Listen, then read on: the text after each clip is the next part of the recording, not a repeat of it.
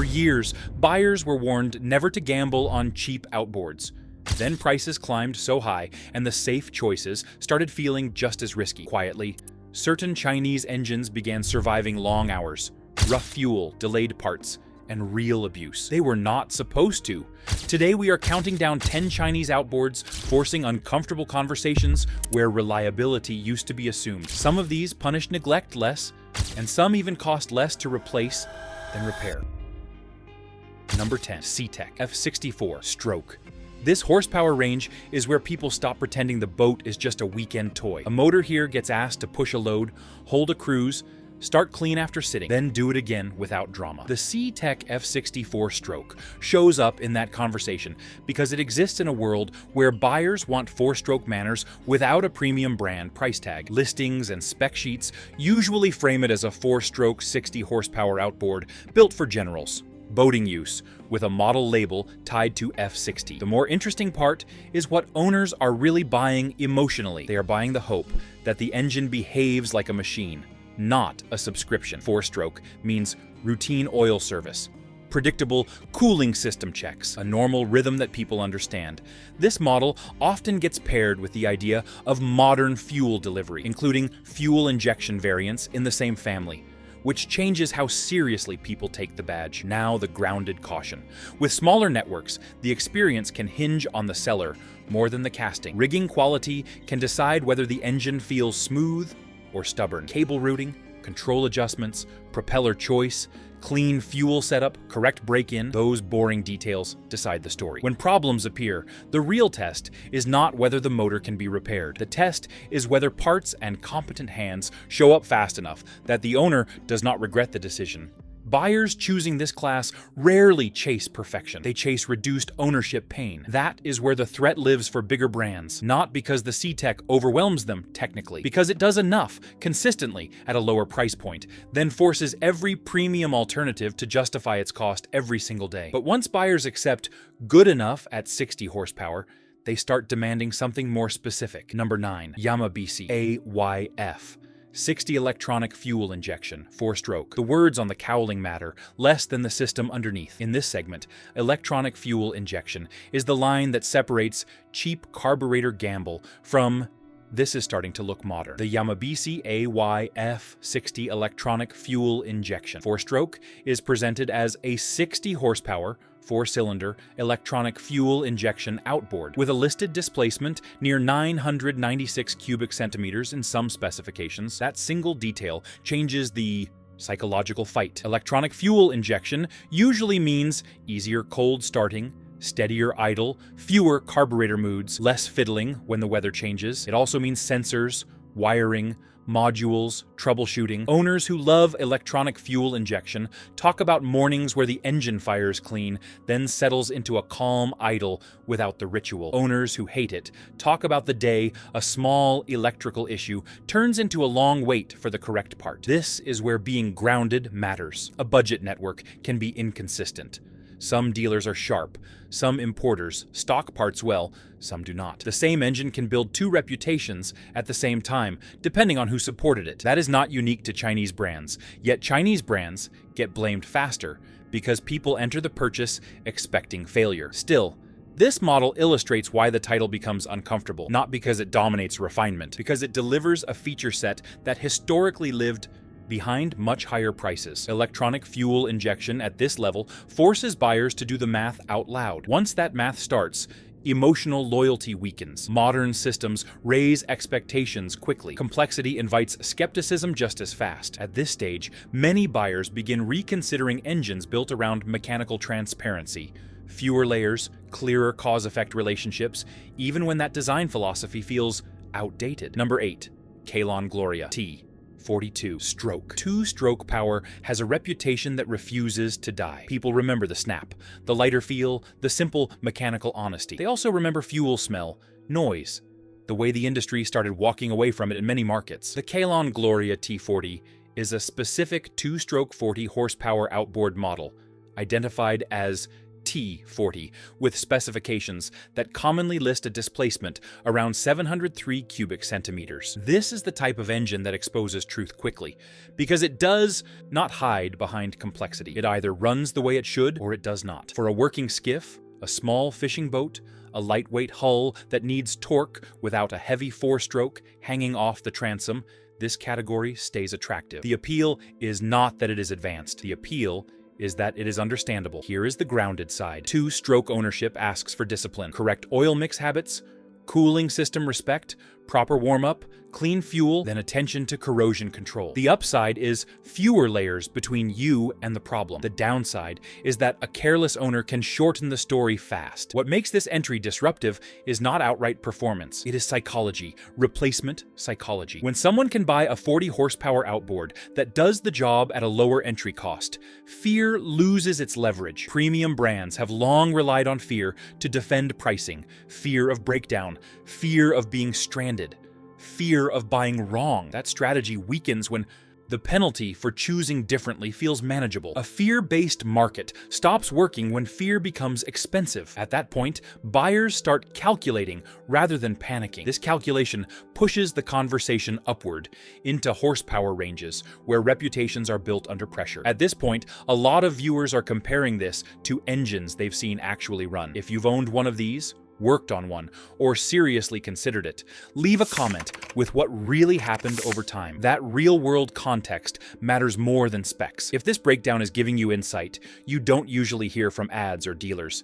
hit like so this kind of analysis keeps showing up. Subscribe if you want the next chapters that separate survivors from risky buys. Number 7. Parsun EFI115 Electronic Fuel Injection 4-stroke. This horsepower tier is where people stop laughing at experiments. 115 horsepower carries families, gear, distance, sometimes schedules that cannot slip. The Parsun EFI115 electronic fuel injection 4-stroke is listed as a 4-cylinder, double overhead camshaft, electronic fuel injection outboard with a displacement of 1,832 cubic centimeters in published specifications. That number matters because it signals a serious architecture, not a novelty build. It also signals something else. This is the category where premium brands tend to layer in systems that owners do not fully understand until something goes wrong. The Parsun pitch, in the most charitable reading, is straightforward power that tries to stay serviceable without turning into a dealer-only puzzle. Now the grounded caution again. This is where support quality becomes life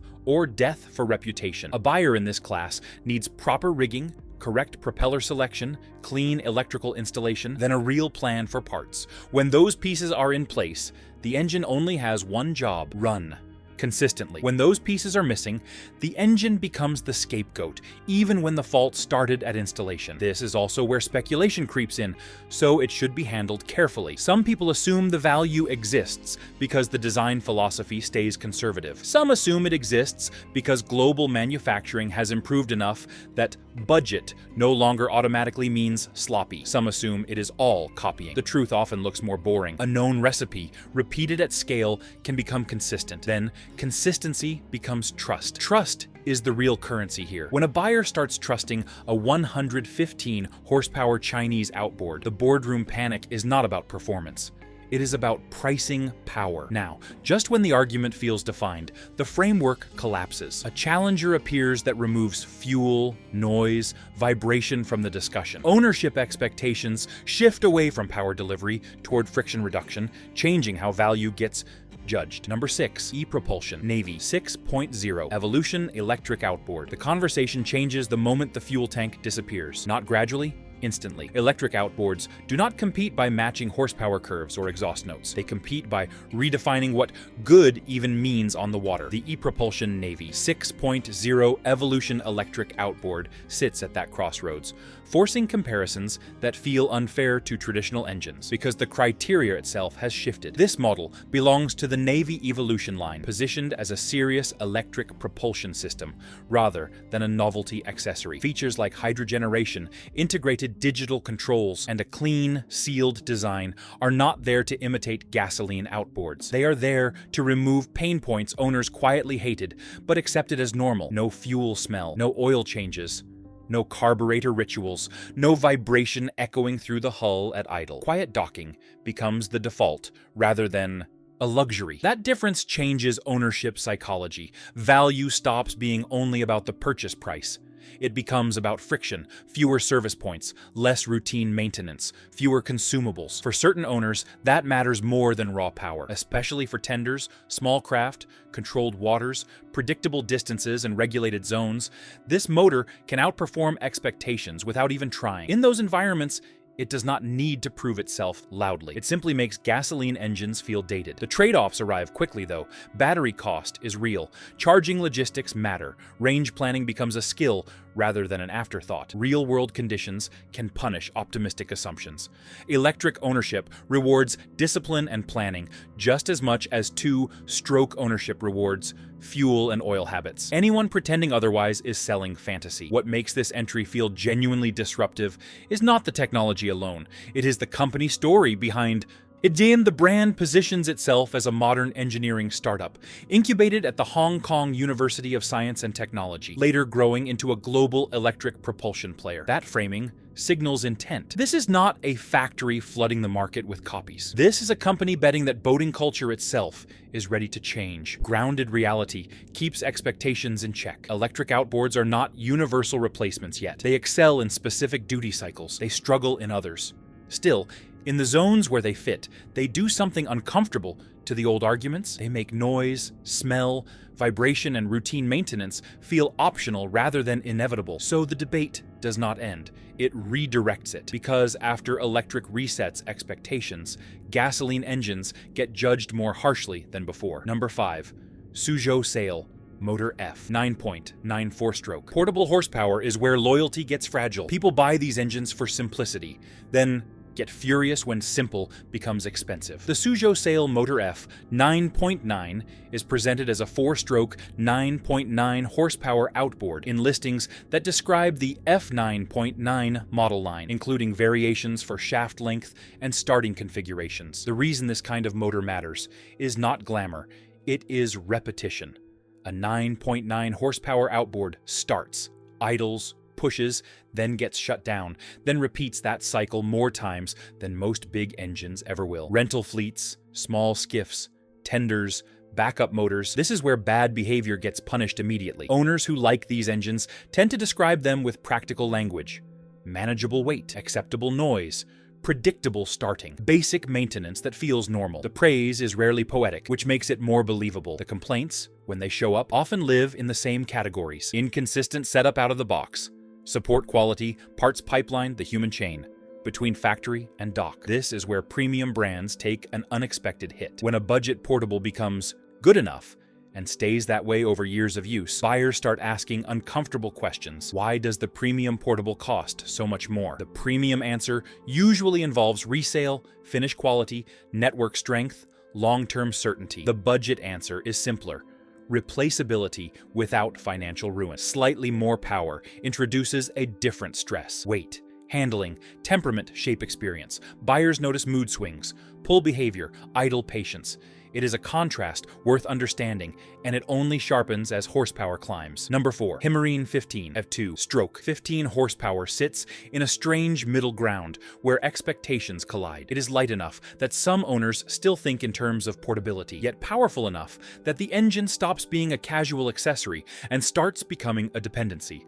Boats in this range are not toys, though they are not offshore machines either. Every pull start matters.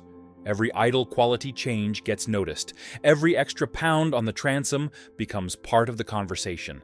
That is exactly why this segment exposes truth so quickly. The Himarine 15i F2 stroke lives in that tension. Product listings commonly describe it as a 15 horsepower 2-stroke outboard manufactured in China under the Himarine name. On paper, that does not sound disruptive. In practice, this is one of those engines that shows up where reliability gets tested quietly rather than celebrated publicly. Small work skiffs, calm water transport boats, backup engines that suddenly become primary engines when plans change.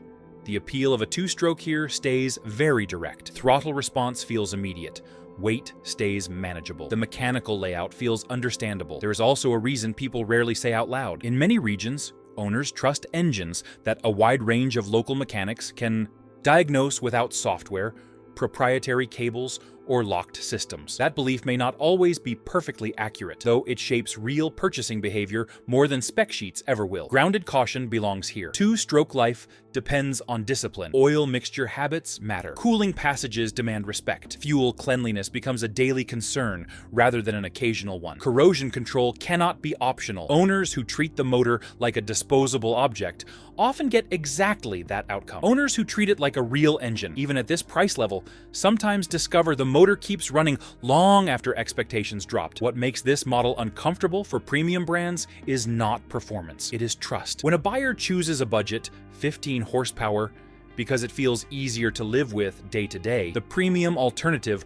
loses its automatic authority. The conversation shifts from what performs best to what stresses me least. That shift does not need advertising. It spreads through docks, ramps, mechanics, and quiet recommendations. That shift also pulls attention downward in horsepower, into a class where reputations are made faster and destroyed even faster. Number 3, Shenovo T9.8 two-stroke. This is the horsepower where rumors spread faster than specifications. A 9.8 two-stroke outboard can be a hero motor on the right hull, or a headache in the wrong hands. The Shenovo T9.8 appears as a two-stroke 9.8 horsepower model line in product listings, tied to the Shenovo brand out of China. What makes it interesting is how often it gets described as a dealer solution rather than a public flex. A lot of buyers in this class want a motor that can be carried, stored, serviced locally, then trusted as a backup when the day turns ugly. That is a serious job for a small outboard. It is not about winning races. It is about getting home. This is where the chain matters more than the casting. Who imported it, who services it, whether parts arrive quickly, whether the owner expects perfection or expects practicality. Small outboards can build reputations faster than big ones because the cycle count is higher. They start more times, they get neglected more often, they sit more, they get abused more casually. The company identity is also clearer here. The manufacturer information commonly ties Shenovo to Hangzhou, China, in published company profiles. That matters for buyers who want to know this is a real brand with a real factory footprint, not just a sticker. Still, there is another engine occupying the same space, carrying heavier assumptions. Dismissal arrives early. Usage patterns tell a different story. Number 2, Hankai 9.8 two-stroke. This is the moment where the old stereotype tries to take control again. Cheap outboard, disposable motor, something you buy knowing it will disappoint. The Hankai 9.8 two-stroke sits directly inside that assumption, which is exactly why it matters so much in this countdown. On paper, it looks almost too basic to take seriously. 9.8 horsepower, 2-cylinder layout, manual start, minimal features, no pretense of refinement. Yet this engine keeps getting bought for a very specific reason. It attracts people who are not trying to impress anyone. It ends up bolted onto inflatables, small fishing craft, lightweight hulls that simply need to move from point A to point B. These owners rarely talk about branding or reputation. They judge the motor on a brutally simple standard. Did it start today? Did it push the boat? Did it come back 𝐁𝐨𝐻DF130? That buyer mindset is important. It is not driven by pride, it is driven by practicality. These owners think in terms of cost per hour. Even if they never say those words out loud, they think about whether the engine can survive basic care. They think about whether a failure will be inconvenient or financially devastating. They think about whether replacement feels possible. This is where grounded honesty matters. Experiences with this model are not uniform. Quality control perception varies, which is common across global budget products. Some units feel surprisingly solid. Some units feel rougher around the edges. Setup plays a huge role. Fuel quality matters. Cooling system maintenance matters. Propeller selection matters more than people expect. A poorly set up motor can turn any brand into a problem. What makes the Hankai disruptive is not excellence, it is tolerance. When owners follow basic routines and avoid abuse, many describe the experience in the most unintentionally powerful compliment possible. Nothing happened, no drama, no story, just usage. That kind of outcome carries weight, especially at a low entry price. That quiet success creates an emotional problem for premium brands. When nothing happens at a low price, the high price starts to feel heavier. Owners begin questioning what they are really paying for. That discomfort does not need marketing to spread. It moves person to person.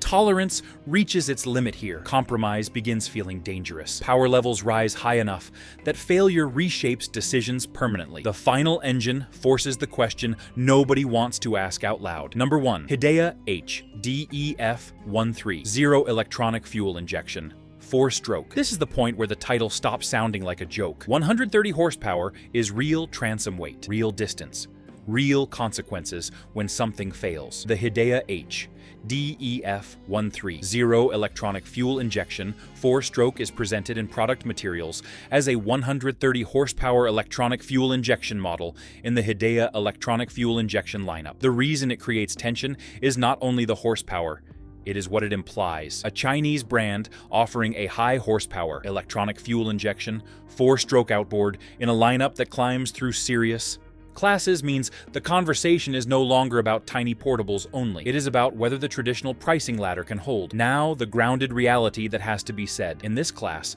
the buyer must think about more than the engine. Rigging becomes a system. Controls, steering, gauges, electrical health, fuel filtration, corrosion prevention, propeller selection. A strong engine with weak installation becomes a weak package. A strong engine with weak support becomes a stressful purchase. This is also where speculation becomes dangerous unless it stays honest. Nobody should pretend every high horsepower budget outboard is proven in every market across decades. The long-term story is written by hours, not by opinions. At the same time, the existence of this model forces a new question. What exactly is the premium buyer paying for today? Is it engineering? Is it network? Is it resale? Is it certainty? Is it tradition? That question is the real disruption. The engine does not have to be perfect to create pressure. It only has to be good enough, often enough, in the hands of people who use boats like tools. That pressure does not fade after this ends. Chinese outboards now sit in real conversations as options, shaped by ownership cost, service reality, and long-term risk. The real takeaway is simple. When a buyer stops asking what badge is safest and starts asking what outcome hurts least, the whole industry shifts. If you have first-hand experience with any of these, share what actually happened over time in the comments. That context matters more than specs. Like the video if this kind of grounded breakdown helps cut through marketing noise, and subscribe for deeper dives into what separates long-term survivors from expensive mistakes.